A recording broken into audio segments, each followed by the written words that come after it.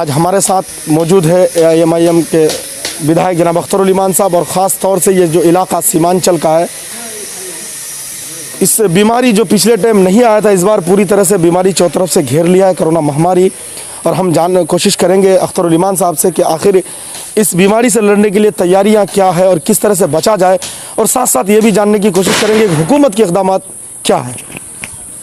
देखिए, कोरोना एक वबाई मर्ज़ है और इसकी दूसरी लहर की लपेट में इस वक्त मुल्क है, और इसकी तीसरी लहर इससे भी ज़्यादा ख़तरनाक सूरत हाल में आने वाली है, जिसके बारे में अंदेशे का इजहार नहीं बल्कि जो सेहत के माहिरीन हैं उनकी पेशीन गोई है कि तीसरी लहर भी आने वाली है।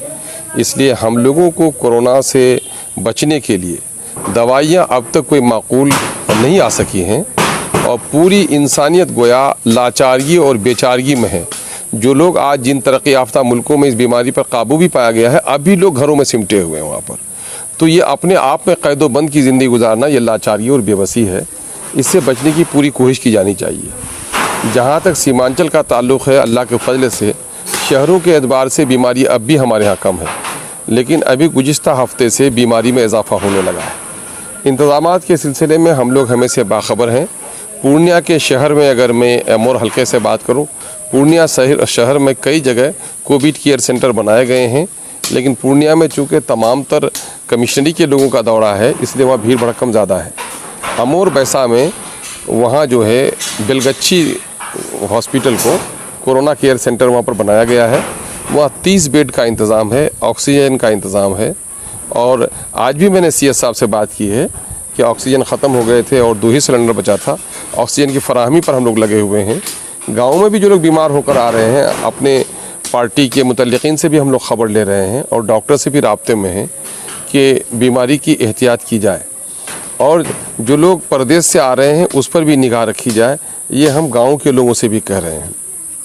जहाँ तक किशन का ताल्लुक़ है, कुछ लोगों को गलत फहमी थी कि इंतज़ाम यहाँ पर नहीं है। अब तक का जो यहाँ पर इंतज़ाम है, तो यहाँ पर सदर हॉस्पिटल में 20 बेड का था, अब 30 बेड का हो गया है। वहाँ पर ऑक्सीजन सिलेंडर के साथ महिज़बतना स्कूल में मामला है, फिर वहाँ पर भी लगभग 90 लोगों की गुंजाइश वहाँ पर है। उसके अलावा MGM में, उसके अलावा जो जैन नर्सिंग होम में, और फिर पश्चिम पाली में आलम नर्सिंग होम में, उसके अलावा फिर रेडियंट में, ये इंतज़ामात प्राइवेट तौर पर भी किए गए हैं और सरकारी तौर पर भी किए गए हैं। वहाँ पर जो गवर्नमेंट के जो गाइडलाइंस हैं उसी के मुताबिक पैसा लिया जाएगा। प्राइवेट में भी यहाँ पर है। अगर किसी को भी इस तरह की बीमारी लाहक होती है तो इस पर रब्ता करनी चाहिए। और हमने इजहार साहब से भी कहा है, हमारे भाई जनाब अंसार नईमी साहब, हमारे सभी लोग अररिया के मामले को बड़ी तंदुरुस्ती से देख रहे हैं, भाई शहनवाज साहब, और अमोल के मामले को मैं खुद भी देख रहा हूँ, और हमारे पास हज़ारों फ़ोन आ रहे हैं। चूँकि हम लोग का नंबर जारी कर दिया गया तो बिहार से बाहर के लोग भी हम लोग से रब्ता कर रहे हैं, तो वहाँ के मुतल्लिक़ीन से बात करें थोड़ी बहुत कोशिश करते हैं। लेकिन हम इन ज़िलों के लिए, अररिया, पूर्णिया, किशनगंज के लिए हम लोग पूरी ज़िम्मेदारी के साथ उसको देख रहे हैं। अगर किसी को भी कोई दिक्कत हो इस सिलसिले में तो इंशाअल्लाह हम लोग प्रशासन से बात करके उनको खातिर खा मदद करने की कोशिश कर रहे हैं। अब प्राइवेट तौर पर मदद का एक रुझान पैदा हो गया है कि सब लोगों को पैसे से मदद किया जाए, खाने से मदद किया जाए। अभी वक्त नहीं आया है, बल्कि हम लोगों को ये बता रहे हैं कि ये वक्त अभी रिलीफ का नहीं, बल्कि सरकार पर दबाव डाला दिया है।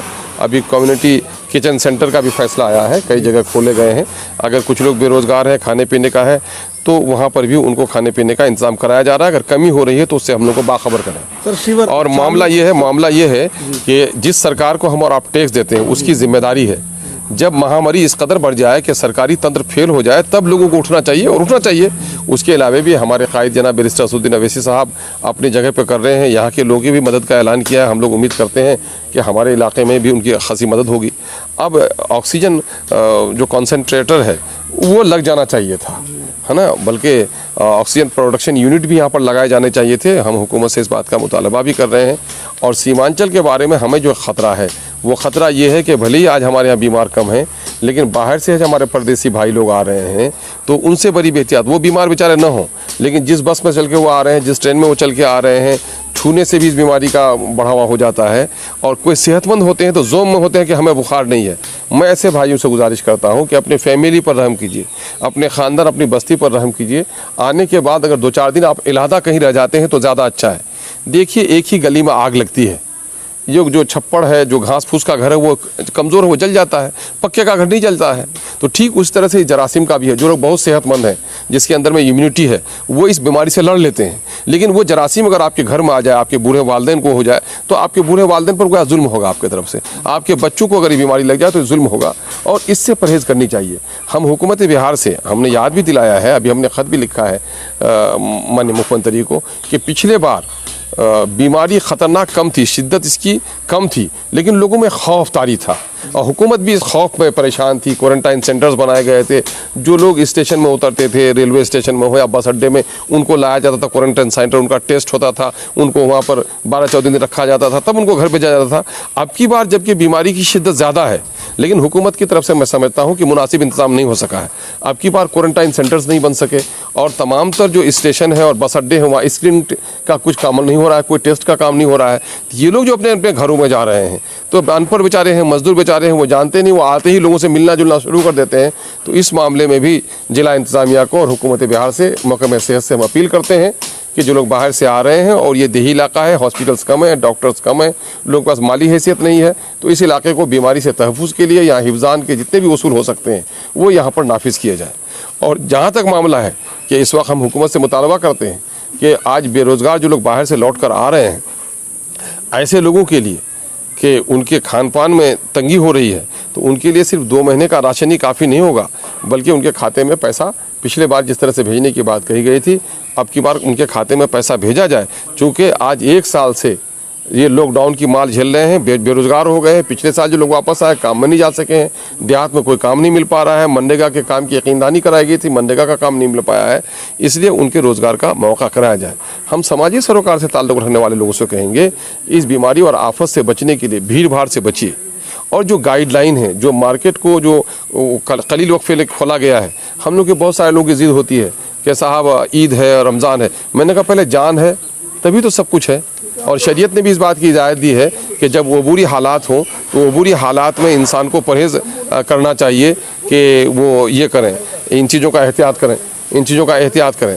और हम आपसे गुजारिश करेंगे आपके माध्यम से कि लोगों को ज़रा बेदार कीजिए कि लोग इस महामारी से बचने की खुद अपने दरमियान में तलकीन करें। इसको सरकारी पाबंदी नहीं समझें, बल्कि अपनी ज़िंदगी को बचाने की कोशिश समझ रहे हैं।